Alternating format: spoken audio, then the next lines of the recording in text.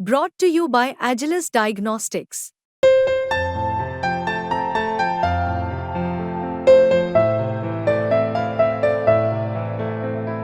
Agilus Diagnostics. एक ने बोला है उसका बाद में बस मैं हूँ माइक स्टॉप कर दूँ। आप छोड़कर आ रहे पीएम मोदी की अध्यक्षता में नीति आयोग की गवर्निंग काउंसिल की बैठक हुई, जिसमें पश्चिम बंगाल की सीएम ममता बनर्जी भी शामिल हुई थी। लेकिन बैठक के बीच से ही वो बाहर निकल आई। ममता बनर्जी ने आरोप लगाया है कि उन्हें बोलने का मौका नहीं दिया गया, माइक बंद कर दिया गया। एक ने बोला है उसका बाद में बस मैं हूँ माइक स्टॉप कर दूँ। आप छोड़कर आ रहे दीदी आप देखिए वॉकआउट बोलने चाहते थे दादा लेकिन मेरे को बोलने के लिए वो 5 मिनट में स्टॉप कर दिया। जब हमारा से बहुत आगे जो बोला है 5 जन उन लोगों ने कोई 20 मिनट बोला, कोई 15 मिनट बोला, कोई 10 मिनट बोला। अपोजिशन से मैं अकेला आया, लेकिन तब फिर मेरे को 5 मिनट में स्टॉप कर दिया। This is इंसल्टेशन। I will not. अरे दीदी नीचे। अब इस मामले पर सियासत शुरू हो गई। विपक्षी नेता इस मुद्दे को लेकर सरकार को जमकर घेर रहे हैं। माइक बंद का आरोप लगाया ममता बनर्जी ने नीति आयोग की बैठक। तो ये गलत बात है कि इस तरह से मुख्यमंत्रियों के माइक बंद कर दिया जाए, मुख्यमंत्रियों की बात न सुनी जाए।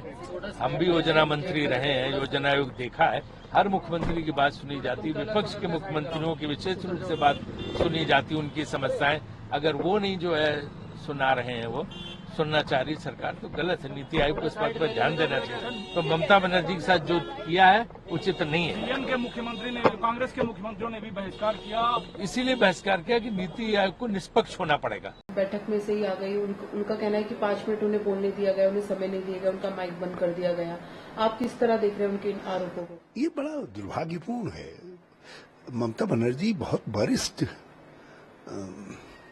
मुख्यमंत्री हैं, मुख्यमंत्रियों में भी वरिष्ठ है और विरोध पक्ष के नेता हैं। आप उनको बोलने नहीं दे रहे। और इस फेट को सब जानते थे हमारे गठबंधन के साथ ही, इसीलिए सब सारे चीफ मिनिस्टर्स ने वाइकआउट का फैसला किया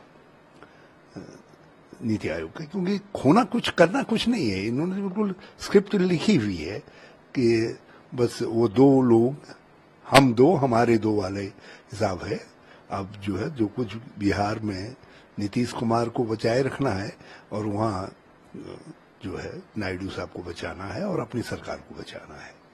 तो बाकी सारे राज्यों की उपेक्षा हुई है, यहाँ तक कि भाजपा शासित राज्यों की भी उपेक्षा हुई है।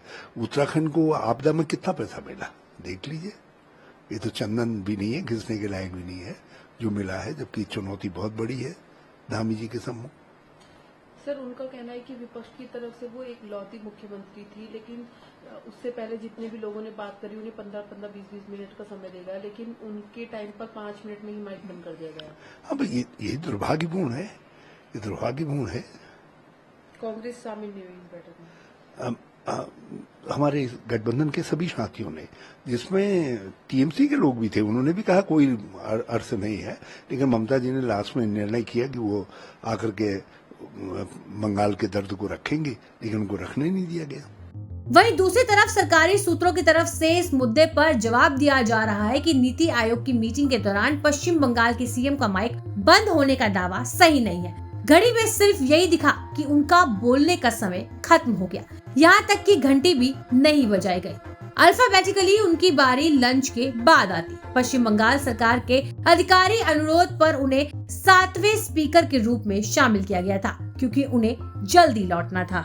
इंडिया ब्लॉक के कई मुख्यमंत्रियों ने इस बैठक का बहिष्कार किया। इसी बीच तमिलनाडु के सीएम एम.के. स्टालिन, केरल के सीएम पिनरई विजयन, पंजाब के सीएम भगवत मान के अलावा सभी 3 कांग्रेस मुख्यमंत्री, कर्नाटक के सिद्धरामैया, हिमाचल प्रदेश के सुखविंदर सिंह सुक्खू और तेलंगाना के सीएम रेवंत रेड्डी समेत कई विपक्षी मुख्यमंत्रियों ने नीति आयोग की अहम बैठक का बहिष्कार किया और शामिल नहीं हुए। न्यूज़ तक ब्यूरो।